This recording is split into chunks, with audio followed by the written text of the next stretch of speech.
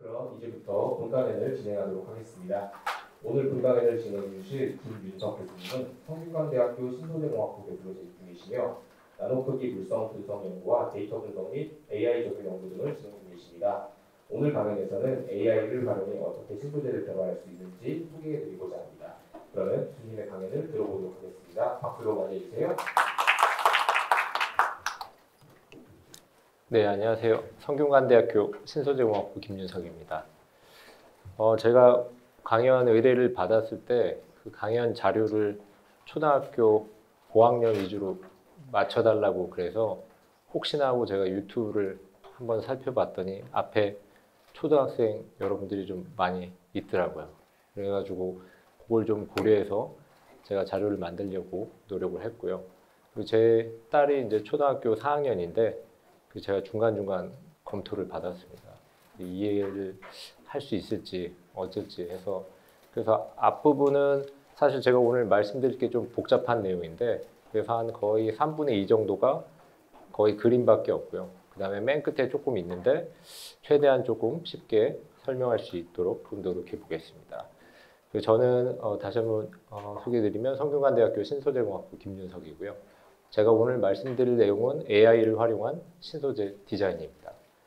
AI도 어렵고 신소재도 어렵고 아마 다 이해가 어려우실 텐데 그래서 하나씩 살펴보려고 합니다. 우리가 보통 이제 제가 신소재라고 했으니까 소재가 무엇인지부터 이제 살펴봐야 되겠죠. 그래서 소재란 것은 어떤 것을 만드는 데 바탕이 되는 재료라고 합니다. 그래서 예시를 하나 갖고 왔는데 요 의자가 될 수가 있겠죠. 여러분들 지금 의자에 앉아 있겠지만 요 의자를 보시면 나무로 만들어져 있습니다. 그래서 소재란 정의를 보면 어떤 것을 만드는데 바탕이 되는 재료, 어떤 것, 지금 여기 의자죠. 의자를 만드는데 바탕이 되는 재료가 여기서는 나무네요. 그래서 이 의자의 소재는 나무가 되는 것입니다. 근데 뭐 나무 말고 다른 걸로도 만들 수가 있겠죠. 요거는 이제 철로 만든 거네요. 그래서 의자를 만드는데 바탕이 되는 재료가 여기는 철로 된 것입니다. 그래서 이렇게 보면 이 의자의 소재는 뭐냐고 하면은 나무가 될 수도 있고 그 다음에 이제 철이 될 수도 있겠죠. 근데 이 나무나 아니면 철로 만든 거를 바로 앉게 되면 좀 엉덩이가 아픕니다. 계속 앉으면 엉덩이가 아프고 쉬시고 막 일어나려고 하고 그래서 엉덩이가 아픈데 그래서 나온 게 바로 방석이죠. 여러분이 여기는 푹신푹신한 게 있지만 방석을 그 엉덩이에 깔고 이렇게 앉기도 하는데 그런 거 말고 의자 자체를 좀 바꿀 수 없을까? 그런 생각도 우리가 할 수 있을 겁니다. 그래서 나온 게 바로 신소재죠. 신소재라고 하면 종래의 재료에 없는 뛰어난 특성을 지닌 소재를 통틀어 지니는 말인데 아까 말씀드렸지만 나무나 이런 철 같은 건 너무 딱딱해요. 그래서 우리가 의자에서 생각할 수 있는 거는 뭔가 푹신한 게 있으면 좋을 것 같습니다. 그래서 푹신한 게 뭔가 생각을 해봤더니 고무 이런 거 말랑말랑한 거를 하면 더 좋지 않을까 싶어서 그 나무나 철 대신에 이 고무로 한번 만든 거를 그려본 겁니다.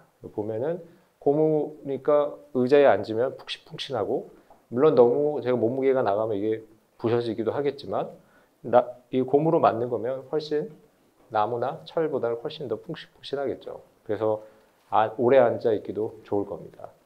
그래서 이와 같이 고무로 된 의자가 소위 말하면 우리가 신소재가 될 수가 있는 거죠. 보통은 나무나 철 이렇게 만들지만 이와 같은 고무로 만들면 새로운 소재가 될 수 있기 때문에 신소재라고 부를 수도 있습니다.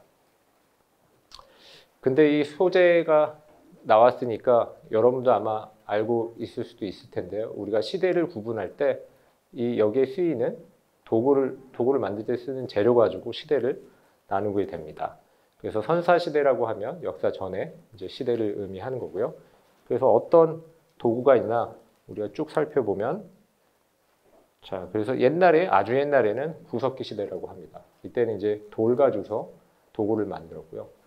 보면 돌이 이렇게 뾰족뾰족하게 되어 있는데 돌을 가지고 그냥 쓴 게 아니라 어디다 부딪혀 가지고 이걸 깨서 원하는 모양으로 만들어서 썼습니다.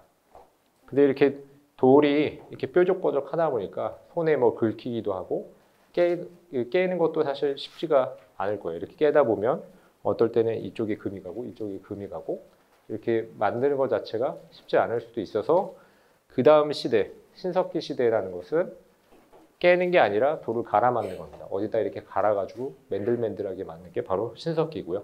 그래서 여기 보면 구석기 때는 이렇게 까칠까칠하고 잡으면은 뭔가 손에 뭐 상처도 날 수 있겠지만 신석기 때는 맨들맨들하니 갈아놨기 때문에 보다 더 활용할 수가 있겠죠.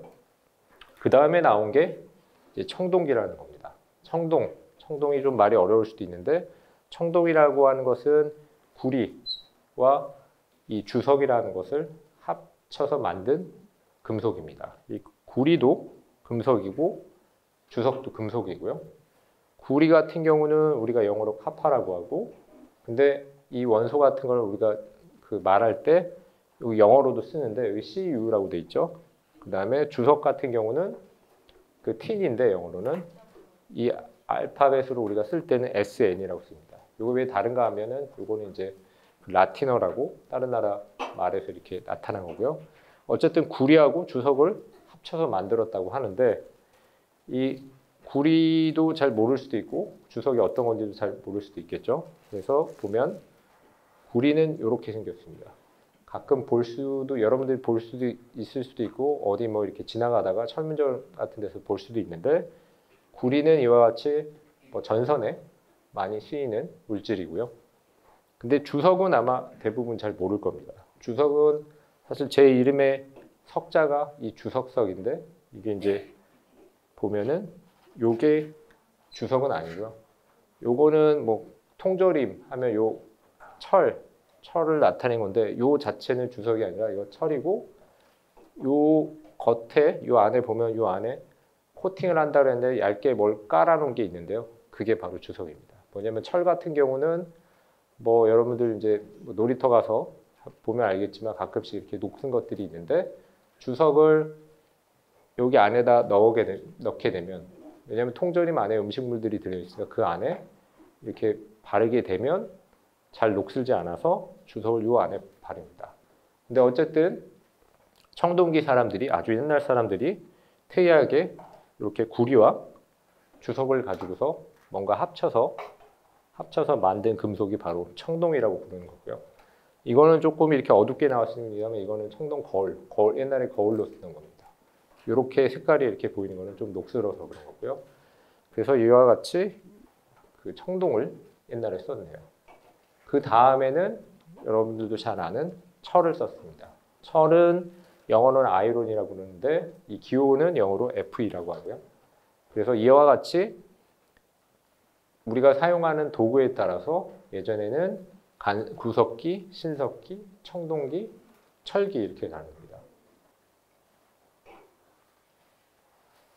자, 그래서 지금 우리가 어떤 시대라고 부르냐면 보통 그 시대를 부를 때 우리가 요새 시대를 실리콘 시대라고 부릅니다.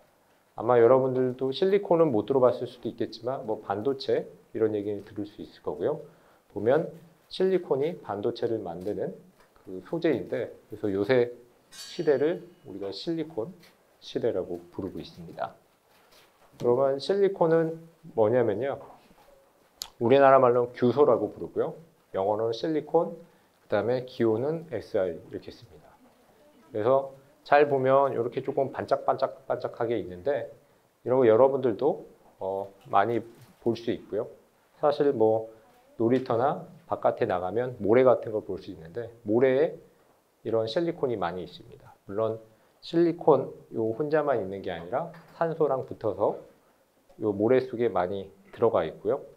그래서 이렇게 많이 들어가 있으니까 근데 우리가 필요한 거는 실리콘이죠. 실리콘하고 산소랑 만나면 다른 게 생기기 때문에 우리가 실리콘만 뽑아내야 되는데 이거를 사람들이 뽑아낼 수가 있습니다. 그래서 쭉 잡아 뽑아내면 요 끝에 끝에물이 이거 잡아 뽑아낸 거고요. 이렇게 원통형으로 이렇게 뽑아낼 수가 있겠고요. 이렇게 굵게 나오죠. 그래서 여기가 바로 원통형으로 굵게 뽑아내면 됩니다. 근데 실제로 뭐 여러분들이 반도체 소자 이런 것들 핸드폰에 들어간 것들 아니면 뭐랄까요 무슨 그 탭이나 뭐 이런 거 보면은 컴퓨터나 이런 거 보면 되게 조그만하죠. 실제 이런 크기로는 우리가 사용할 수 없고요. 이걸 잘라서 써야 됩니다. 그래서 이 옆으로 이렇게 자르면 예를 들어서 식빵 이렇게 큰 게 있는데 식빵을 그냥 먹는 게 아니라 칼로 잘라가지고 조각조각 내서 먹죠. 그걸 두 개 이렇게 겹쳐가지고 샌드위치 먹듯이 이것도 그렇게 자르게 되면 이와 같은 모습이 되네요. 그래서 여기 작은 것도 있고 큰 것도 있고 용도에 따라 많이 있고요. 요거를 우리가 실리콘 웨이퍼라고 부릅니다. 이 얇은 판을 실리콘 웨이퍼라고 부르고요. 이걸 만든 다음에 이제 여기다가 이것저것 새기게 됩니다. 뭐 이렇게 새기고 뭐 또 어떤 물질을 또 덧붙이고 해가지고 결국은 만드는 게 이와 같이 반도체 소자라는 걸 만들어요. 소자 같은 거는 조그만한 장치 같은 건데 핸드폰 같은 경우 만약에 부셔져 가지고 그걸 열어보면 여러 가지 뭔가 조그만한 것들이 있는데 그런 것들을 여기다가 만들 수 있습니다. 그래서 이걸 만든 다음에 떼어내서 여러분 그 핸드폰에 이렇게 넣을 수 있는 거고요. 그래서 이게 이제 실리콘으로 만든 반도체 소자라는 게 장치 같은 거고요. 이렇게 조그만한 것들일 수가 있습니다. 자, 근데 제가 반도체 이런 얘기를 했는데 반도체가 뭔지도 여러분께 설명을 해야 될 것 같고요. 반도체란 뭔지 설명하기 전에 우리가 여기 보면 반도체 이렇게 되어 있는데 그래서 뒤에 있는 도체부터 설명해 보면 도체라는 것은 전기의 전도율이 비교적 큰 물체라고 했는데 도체라는 것은 전기가 잘 흐르는 물체입니다. 보통 잘 흐르는 게 아까 보여준 금속들이 전기가 잘 통합니다. 그래서 전선으로 쓴다 그랬죠. 그래서 구리 같은 경우도 전기가 굉장히 잘 흐르고요. 근데 전기가 안 통하는 물질을 우리가 절연체라고 부릅니다. 말 그대로 절연체는 전기를 잘 전달하지 않는 물체고요. 그래서 뭐 유리 이런 것도 있고 아까 얘기한 고무 이런 것도 있죠. 그래서 전선을 보면 가운데 아까 보여준 구리 이렇게 선이 있고 물론 전선 종류에 따라 다르지만 구리 선이 있고 그 겉을 고무가 이렇게 감싸고 있어요. 여러분들 집에 있는 그래서 콘센트에 이렇게 멀티탭을 보면 거기 막 고무로 이렇게 감싸고 있죠. 왜냐하면 전기가 잘 안 통하니까요. 그래서 어쨌든 도체란 전기가 잘 통하는 거고 절연체란 전기가 잘 안 통하는 것을 얘기합니다. 그럼 반도체란 무엇이냐? 통하긴 통하는데 반만 통하는 게 반도체죠. 그래서 영어로 하면 이 도체란 거는 컨덕터라고 하고요. 반도체란 건 세미컨덕터 똑같아요. 한국말로도 반도체라는 뜻합니다. 이게 뭐냐면은 어떨 때는 전기가 통하고 어떨 때는 전기가 안 통하는 특성을 이용해서 그런 성질을 이용해서 우리가 핸드폰에 들어간 것 같은 다양한 기능을 하는 조그마한 소자라는 것을 만들 수 있게 됩니다. 그래서 여기 나와 있는 대로 전기 전도율이 도체와 절연체의 중간 정도인 물질을 우리가 반도체라고 하네요. 자, 그래서 요걸 반도체를 조금 더 설명하면요. 일단 아까 전기가 통한다는 게 어떤 의미인지 여러분들도 아셔야 될 텐데 자, 보면은 여기 뭐 가전자대라는 게 있고 위에 전도대라는 게 있는데요. 가전자대에 있는 게 이게 전자고요. 전기가 통한다는 거는 전자가 이렇게 움직인다는 겁니다. 그래서 여기 전자가 있는데 전자가 통하려면 여기서 내가 이 위에 있는 대로 옮겨가야지만 전기가 통한다는 걸 얘기를 하고요. 근데 보면은 요거 절연체 요걸 설명할 때 예를 들어서 지하철 다 타봤을 텐데요. 지하철에 여기 사람들이 막 몰려 있다고 생각해 봅시다. 사람들이 여기 있다가 이쪽에 요거부터 설명하는 게 나을 것 같은데 요거 이제 도체부터 설명은 지하철에 사람들이 막 플랫폼에 기다리고 있는데 지하철이 이렇게 왔다고 해봅시다. 와서 이제 문이 열리면 사람들이 여기 막 타겠죠. 타면 그다음에 그 지하철을 타고 다른 곳으로 이동을 할 수 있죠.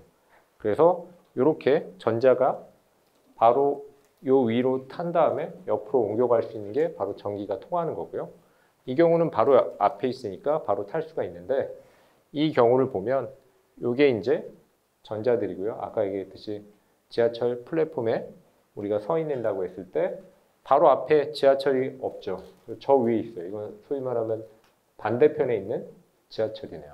이걸 우리가 탈 수가 없으니까 얘는 여기 있는 사람들은 어디 딴 데로 못 가겠죠. 다른 역으로. 그래서 여기서는 어디 움직일 수가 없습니다.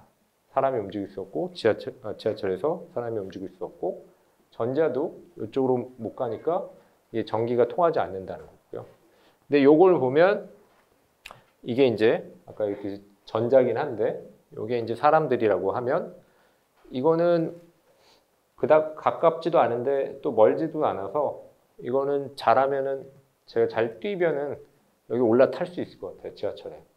그럼 어떤 사람들은 다리가 뭐 길고 키가 큰 사람들은 건너뛰어가지고 여기 지하철에 타겠지만 어떤 사람들은 여기 못 타겠죠. 그래서 누군 타고 누군 안 타고 이럴 수도 있습니다. 그래서 이렇게 뭐 다 타는 것도 아니고 다 못 타는 것도 아니고 상황에 따라서 누군 타고 못 타고 이런 게 이런 상황이 될 수 있는데 아까 얘기했듯이 모든 사람이 다 지하철에 탈 수 있는 경우가 우리가 도체라고 부르고요. 이게 바로 전자가 다 왔다 갔다 움직일 수 있게 요걸 탄 다음에 다른 곳으로 움직일 수 있으니까 요걸 바로 우리가 도체라고 하고요. 그다음에 아무도 못 움직이는 요 경우를 절연체라고 합니다. 근데 어쩔 때는 전기가 통하고 안 통한다 그러는데 어쩔 때는 이 사람이 이쪽 지하철에 타기도 하고 못 타기도 하는 이런 거를 바로 반도체라고 하네요.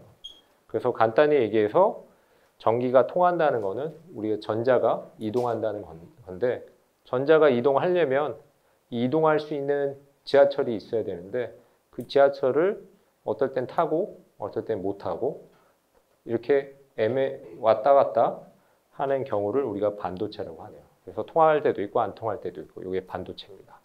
이 반도체 특성을 아까 보여준 실리콘, 우리 모래에서 찾을 수 있는 그 물질이 갖고 있다는 거죠.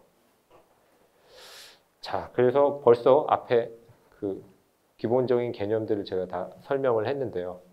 혹시나 궁금한 학생들이 있으면 또 중간중간에 물어봐도 될 것 같고요. 그래서 앞에 제가 기본적으로 이 소재가 뭐고 그다음에 오늘 주로 다룰 반도체가 뭔지 간단히 설명을 했었는데 이제 AI에 대해서 잠깐 설명을 하면요. 근데 AI 요새 여러분들 이제 뉴스 보면 알겠지만 전력이 소모가 많이 된다고 전기가 많이 필요한다고 뉴스에 많이 나옵니다.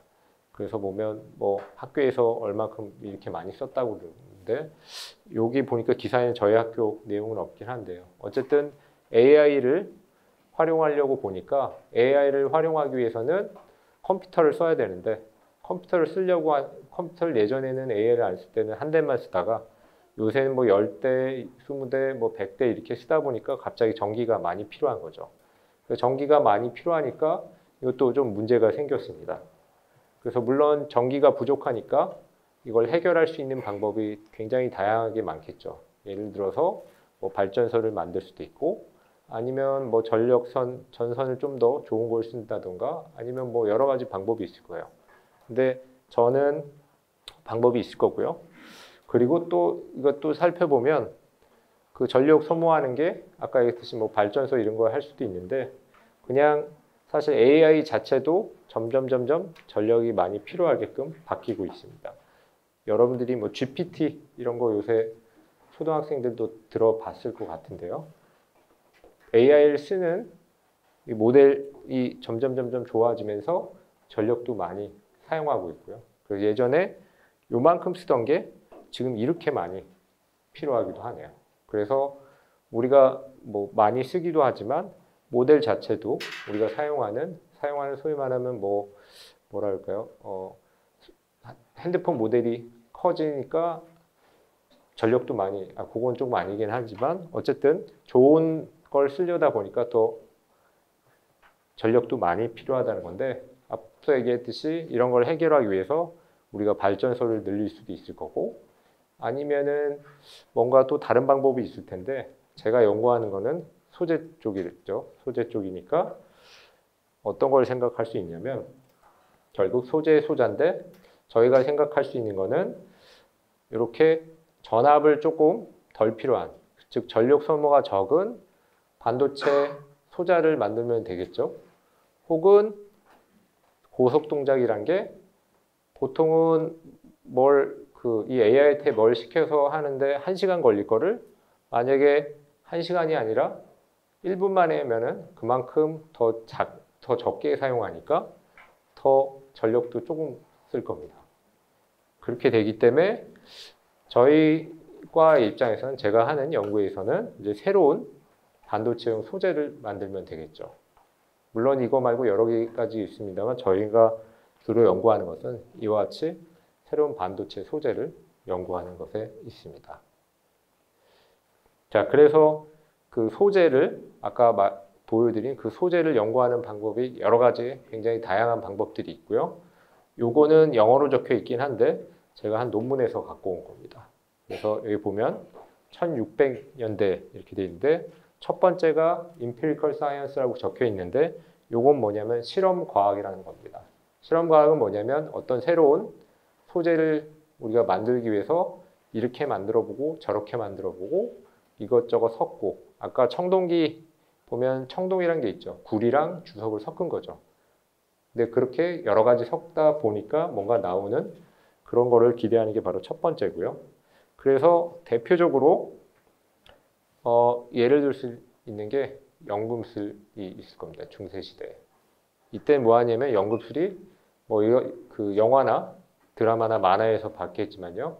이렇게 화학약품을 섞어가지고 어떨 땐 펑 터져가지고 얼굴이 까맣게 되기도 하죠. 그래서 이렇게 섞어서 뭔가 새로운 거 만들어 보기도 하고, 또 이때 사람들은 금반지 같은 거 이제 만들어 보기 위해서 이것저것 섞어가지고 만들어 보려고 했었죠.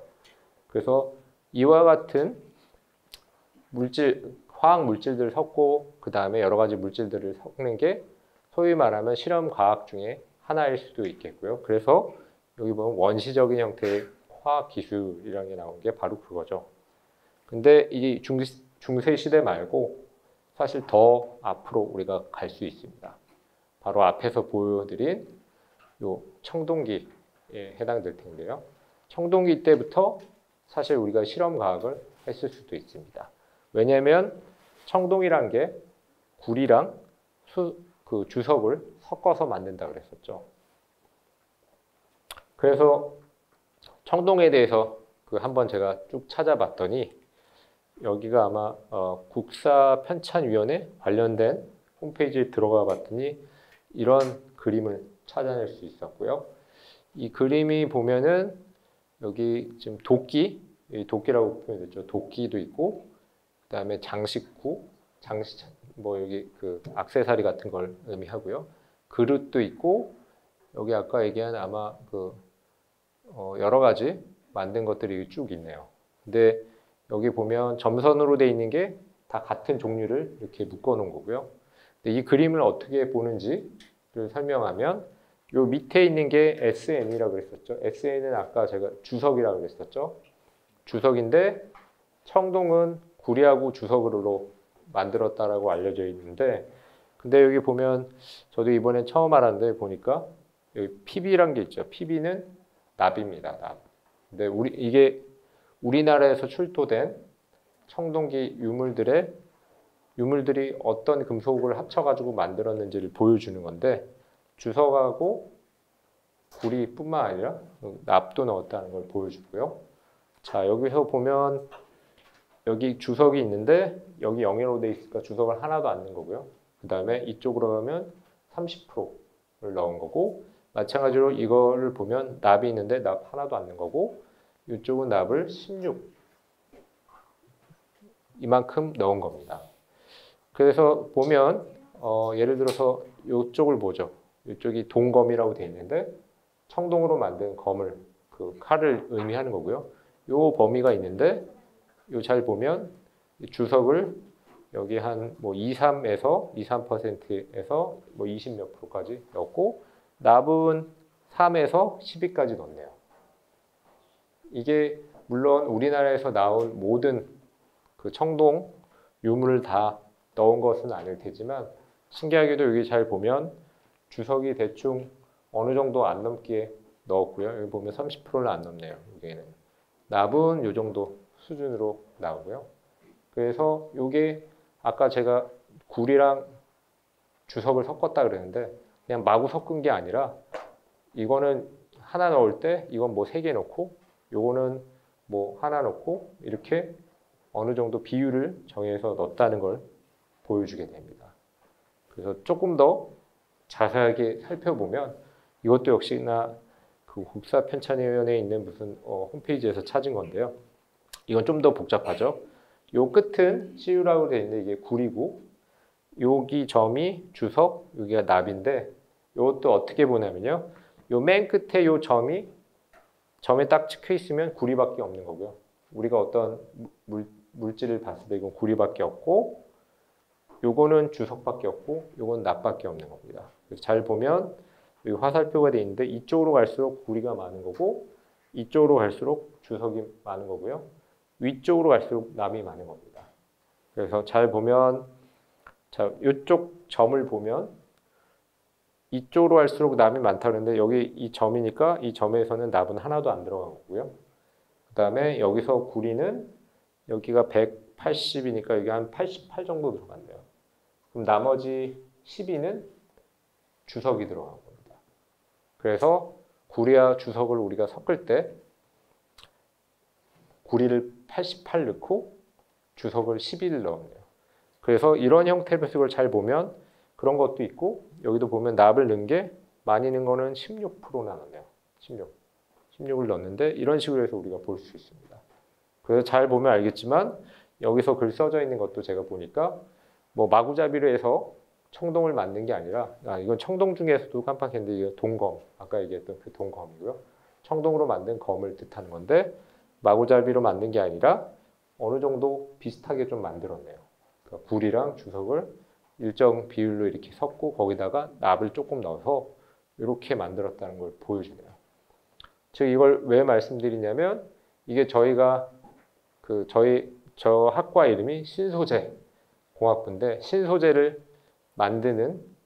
만들고 연구하는 학과인데 저희도 만들 때 이렇게 저렇게 섞어보고 이것도 섞어보고 하는데 이미 이 사람들도 옛날 사람들도 이것저것 섞어보면서 뭐가 제일 쓸만한지 연구를 하지 않았을까 생각되고요. 그래서 보면 어떤 범위 내에서 이 사람들이 그 섞었다는 것을 우리가 알 수 있게 됩니다. 자, 그래서 좀 전에 제가 보여드린 이 실험과학이 이런 거죠. 직접 실험해가지고 실험하는 게 뭐냐면은 뭐 주석 얼마 섞고 주석 하나 섞을 때 하나 넣을 때 구리는 얼마 넣고 납은 또 얼마 넣고 그리고 그 다음에는 주석을 좀 더 많이 넣고 그 다음에는 납을 많이 넣으면서 우리가 어떤 게 좋은 거를 찾는 게 바로 실험과학입니다. 그러다가 이제 좀 그 다음 시기로는 여기 보면 이론과학이라고 수식 적고 막 이런 걸 통해서 고민해보는 그런 시대가 있었고요. 그 다음에 여기 1950년대에 돼 있는데 꽤 근래에는 요거는 보면은 계산과학이라고 있는데 수식적으로 뭐 수학 수식 적듯이 그런 거를 옛날에 쓰다가 그거를 직접 안 하고 예를 들어서 계산기를 쓴다고 걸 생각하시면 됩니다.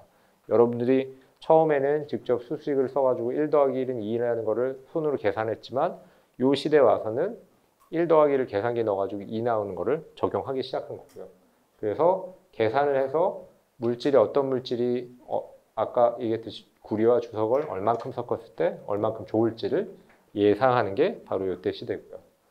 요새는 뭐 빅데이터 나오고 뭐 accelerated discovery 나오는데 이건 뭐냐면 요새 요거는 우리가 활용할 수 있는 실험 결과들 아까 이렇게 뭐 이것저것 섞는다 그러는데 그런 결과들을 단시간에 짧은 시간에 많이 얻을 수 있는 시대가 됐고요. 그리고 여러분들도 알겠지만 뭐 AI 이런 것들을 활용해서 우리가 조금 더 효과적으로 그런 것들을 연구할 수가 있게 됐습니다. 여기 좀 더 자세히 설명드릴 수도 있긴 한데 일단은 오늘 초등학생들이 많아서 이거는 간단하게 이렇게 넘어가고요. 그래서 AI란 무엇인지부터 좀 설명을 해야 될 것 같습니다. AI, Artificial Intelligence의 약자고요. 이걸 인공지능이라고 합니다. 그래서 인간의 지능적 활동을 기계가 흉내내거나 대체할 수 있도록 설계된 기술 또는 시스템이라고 그랬는데 뭔가 이렇게 우리가 겉보기에 움직이는 것도 AI가 될 수 있고요. 겉보기에 뭔가 움직이는 게 없는데 우리가 뭐 코딩 같은 걸 해가지고 하는 것도 AI가 될 수가 있습니다. 근데 예로 몇 가지를 보여주면 아마 이런 한글 뭐 워드나 이런 글 쓰는 프로그램을 아마 써본 학생들이 많이 없을 텐데요. 이런 것들을 써보게 되면 맞춤법을 이렇게 제대로 쓰게 되면 아무것도 안 나오는데 맞춤법을 틀리면 여기 잘 안 보입니다. 빨간색으로 그어줍니다.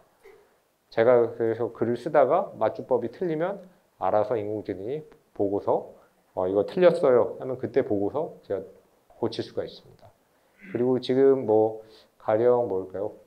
뭐 이렇게 메신저 같은 거를 쓸 때도 여러분들이 친구들하고 주고받는 메신저 같은 걸 쓸 때도 맞춤법이 틀리면 맞춤법에 대해서 나오듯이 이런 걸 통해서 우리가 알 수 있고요. 그 다음에 또 하나가 만약에 이메일을 나중에 곧 쓰겠지만요. 이메일을 쓸 때 스팸 메일, 좀 뭐 광고 나오는 거 이런 것들을 알아서 제가 안 보게끔 걸러줍니다. 이거는 제 이메일을 갖고 온 건데 보면 스팸 메일함이 999개 더하기가 돼 있죠. 제가 하도 확인을 안 했는데 보니까 몇천 개 있더라고요. 근데 이때 화면만 이렇게 캡처하고 지우지는 않았는데 어쨌든 되게 많이 그 광고성 이메일이 날라오고요. 보면은 이렇게 날라오는 것도 보통은 여기 이미 설정을 해 놓은 것들이 있어서 이게 광고인 것 같으면 알아서 이 스팸 메일함으로 보낼 수도 있고요. 근데 제가 설정할 수도 있죠. 제가 설정할 수도 있습니다. 나는 이런 이메일 받지 않을래 라고 딱 설정을 해 놓으면 알아서 들어가기도 합니다. 어쨌든 이메일이 오는 거를 인공지능이 알아서 보고 이상하면은 바로 스팸 메일로 보내는 거죠.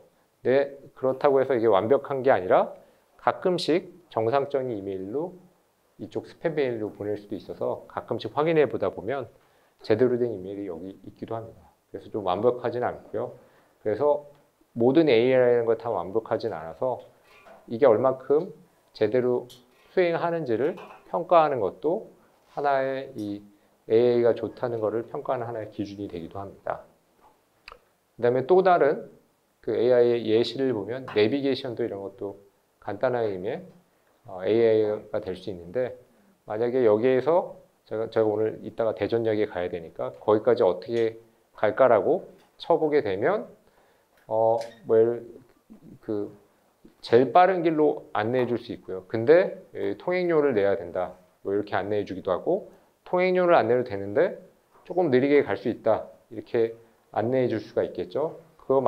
제가 이 설정을 어떻게 하냐에 따라서 저한테는 항상 제일 빠른 길로만 안내할 수도 있고 아니면은 돈을 좀 싸게 해가지고 뭐 느리게라도 그렇게 싸게 하는 길을 안내할 수도 있겠죠. 그래서 이와 같이 내비게이션도 하나의 A라고 볼 수 있습니다. 그 다음에 자율주행 이런 것도 있는데요. 요 뒤에 있게 되면 자율주행이란 게 자율이라는 게 있죠. 자동이라는 말도 있고 자율이라는 것도 있는데 자동은 어떻게 되는 거냐면 제가 이렇게 해 하면은 요걸 따라서 그대로 따라하는 게 자동이고요. 자율은 제가 굳이 이렇게 안 하더라도 이 AI가 판단해서 이럴 땐 이렇게 하고 저럴 땐 저렇게 하고 자기 스스로 판단하는 겁니다.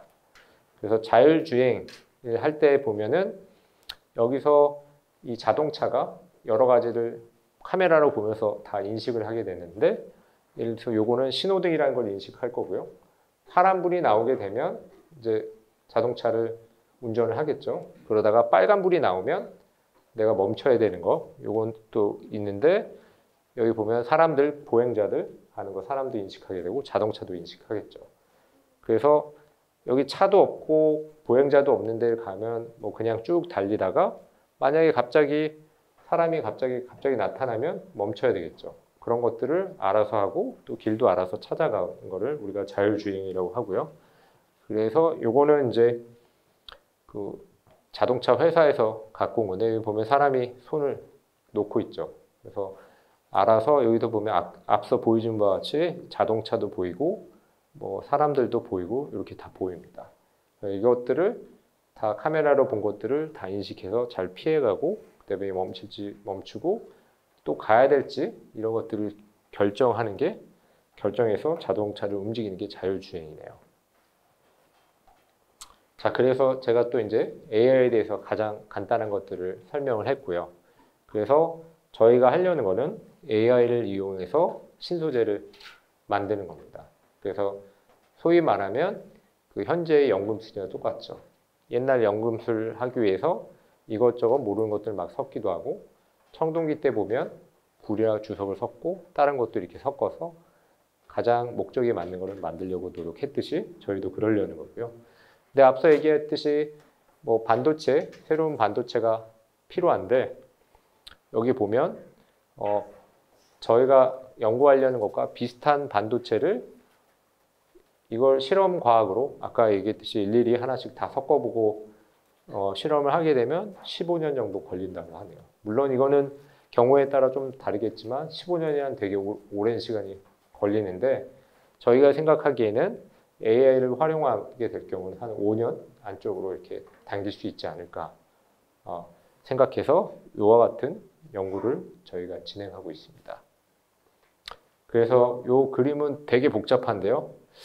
제가 현재 그 정부에서 지원받아서 수행하는 연구의 그림을 전체적인 그림을 보여주는 그림이네요. 뭐 예를 들어서 말씀드리면 아까 실험을 통해서 뭐 굴이랑 주석을 섞고 이걸 진짜로 실험을 할 수도 있지만 근데 요새 다른 사람들이 이미 해놓은 것도 있어요. 예를 들어서 뭐 책을 찾아보면 책에 누가 이걸 했다라고 나오듯이 저와 같이 이제 연구하는 분들 같은 경우는 논문이란 걸 찾아보면 논문에 누가 A랑 B랑 섞었다 아니면 구리와 주석을 이렇게 섞었더니 이 성질이 어떻더라는 것이 이미 사람들이 글로써 다 남겨놨습니다. 그래서 저희가 처음부터 무작정 실험을 바로 하는 것이 아니에요. 실험이란 거는 제가 직접 구리랑 주석이랑 섞어서 이런 것들을 실험이라고 하는데 그 대신에 다른 사람들이 한 거를 AI가 자동으로 그런 글들을 읽게 만들고요. 그래서 읽게 만든 다음에 그런 것들을 쭉 모으고 그렇게 모아진 것들을 우리가 데이터라고 하는데 모아진 결과들을 우리가 수집하게 되고요. 이와 같은 데이터 팀이라는 사람들이 수집을 하게 되고 아까 얘기했듯이 AI를 통해서 그렇게 수집한다고 했죠. 요 분들이 또 수집을 하게 됩니다. 근데 어쨌든 수집을 다 해놓으면 그래서 뭐 실험 결과들이 많이 있겠죠. 수집된 실험 결과들이 많을 테니까 그걸 가지고 AI한테 물어보게 됩니다. 나는 이런 성질을 갖고 싶은데 나는 어떻게 만들어야 될까라고 물어보면 이 AI가 답을 줄 수가 있습니다. 이렇게 한번 만들어 보라고.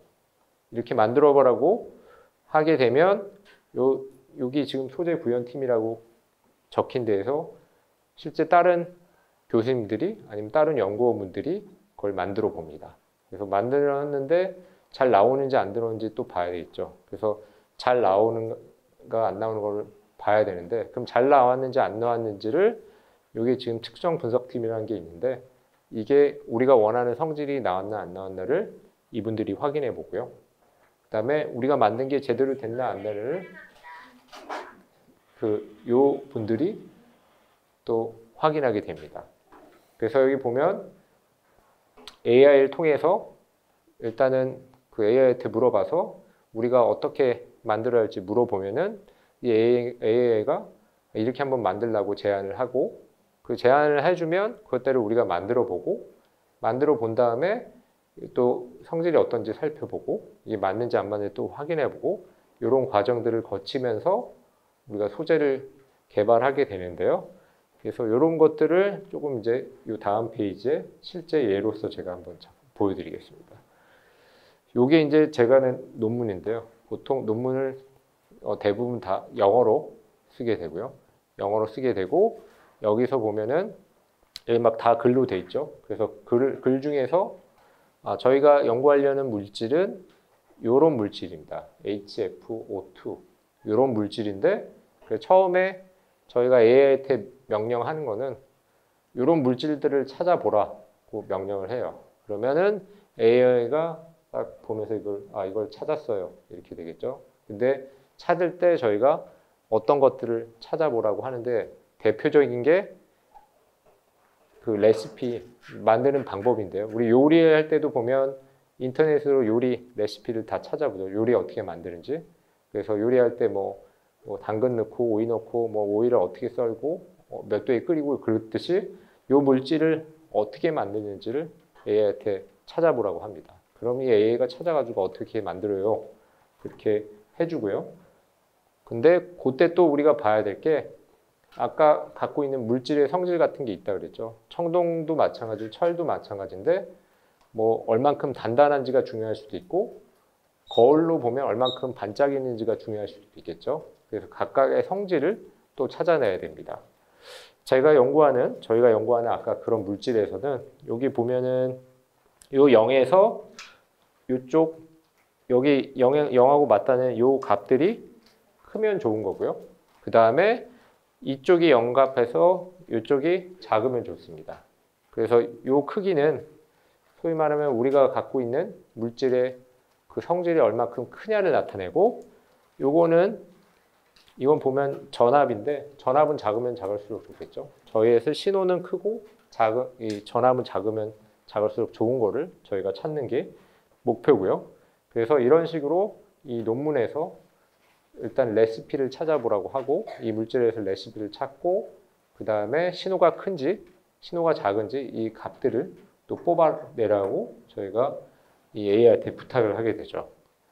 그렇게 해서 하는데 또 부탁도 아무렇게나 하는 게 아니라 뭐 어떤 물질이든 뭐든지 이제 처음 레시피를 제안하는 사람이 있겠죠. 예를 들어서 음식도 어떤 사람이 뭘 이렇게 개발했다고 하면 그걸 우리가 알 수 있는 경우도 있습니다. 그 사람이 어떻게 만들었다고 쭉 보여주듯이 이걸 잘 보면 처음에 이제 앞서 말씀드린 그런 그 물질을 처음 만든 사람을 우리가 알 수 있는 경우도 있습니다. 그래서 그런 것들을 알게 되면 이 사람들 걸 먼저 참조로 하고 또 이 사람들 거를 내가 참고했어요라고 또 사람들이 기록을 남기기 때문에 이런 기록들을 쭉 다 살펴보면서 앞서 말씀드린 그런 레시피라던가 이 성질 정보를 다 얻고요.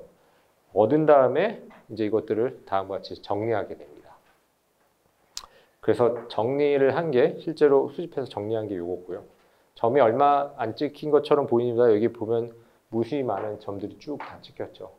그래서 여기 색깔이 다른 거는 다 다른 물질입니다. 아까 뭐 구리랑 주석이 있는데 뭐 하나는 구리랑 주석이라고 하면 여기는 뭐 철이고 뭐 이렇게 다른 물질들을 다 찾은 거고요. 그래서 왼쪽에 있는 게 바로 아까 그 성질의 크기, 이게 크면 클수록 좋고 이 밑에 있는 거는 전압하고 관련됩니다. 전압은 우리가 작으면 작을수록 좋죠. 왜냐하면 아까 또 잠깐 말씀드렸듯이 우리는 전압을 작게 해서 전력 소모가 작게 하는 게 목표이기 때문에 그렇게 잡았고요. 그리고 우리가 결국 개발해야 될 거는 여기 지금 빨갛게 한데 여기 안에 이런 것들이 들어가는 이런 성질이 들어가는 거를 개발하고 싶어 합니다.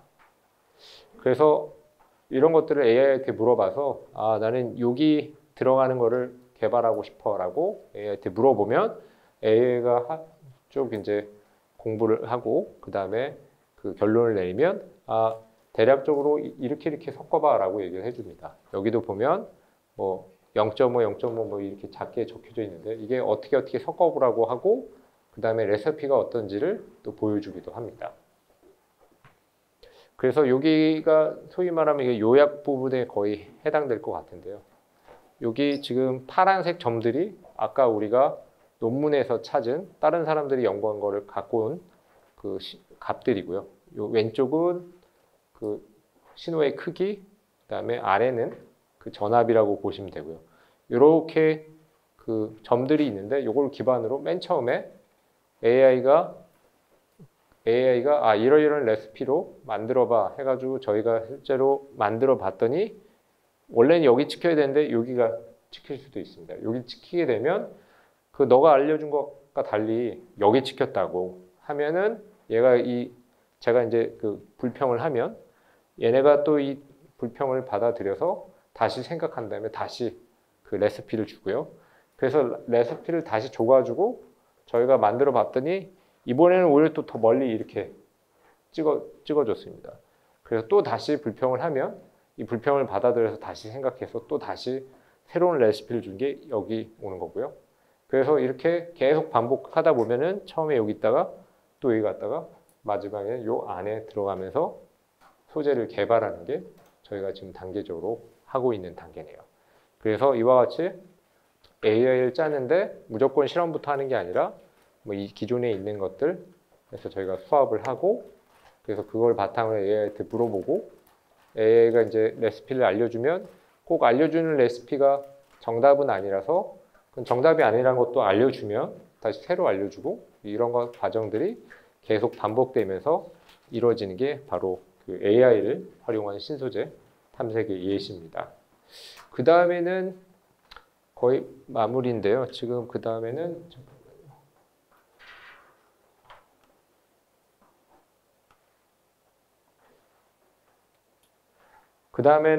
그 소재를 탐색할 때 아까 말씀드린 대로 뭐 여러 가지 성질을 측정을 해야 되는데 저희가 하고 있는 것 중에 하나는 이걸 자율적으로 알아서 측정하고 분석하고 하는 것도 있고요.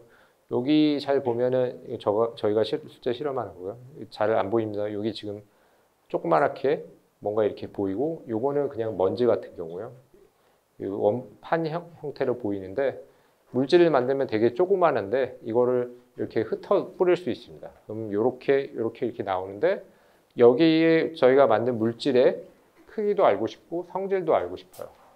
그래서 저희가 이걸 그 프로그램해서 여기 있는 거를 이제 자동으로 인식하는 겁니다. 어디에 있는지를 흩어 뿌린 거를.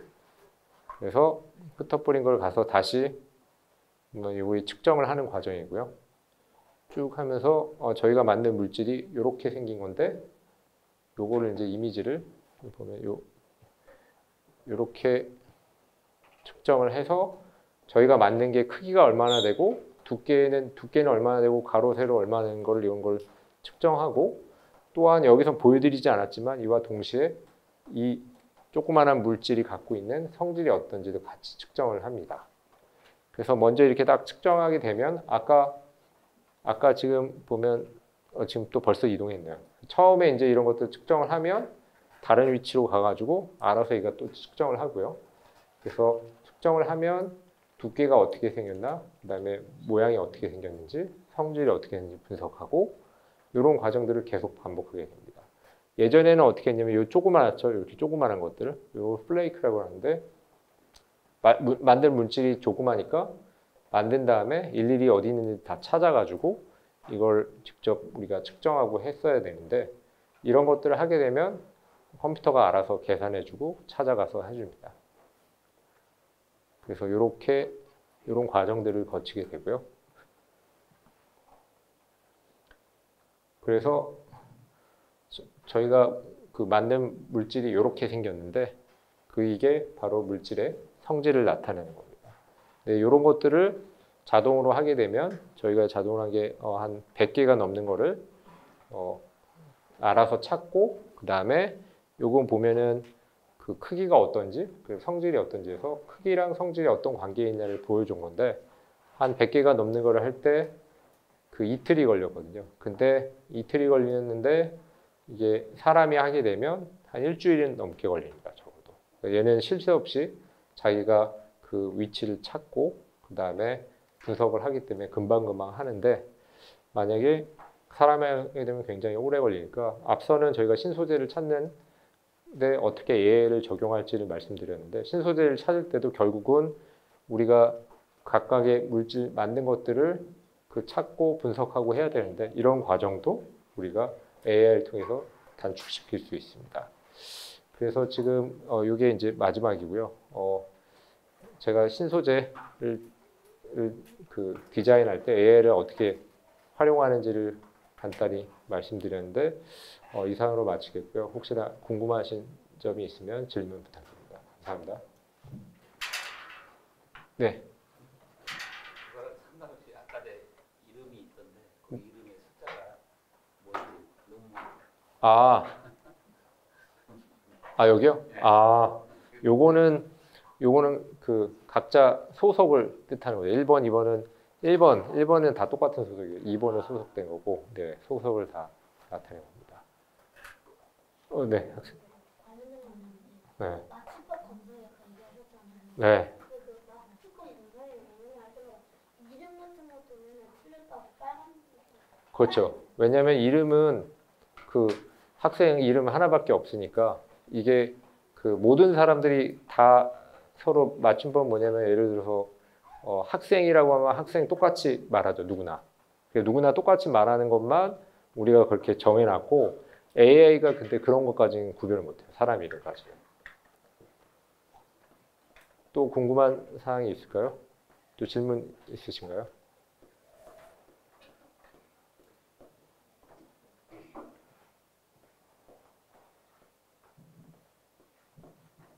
질문 없으신가요? 네. 없으시면 이것으로 마치는 걸로 하겠습니다. 네. 오늘 강연해 주신 김윤석 교수님께 다시 한번 큰 박수 부탁드리겠습니다. 네, 감사합니다.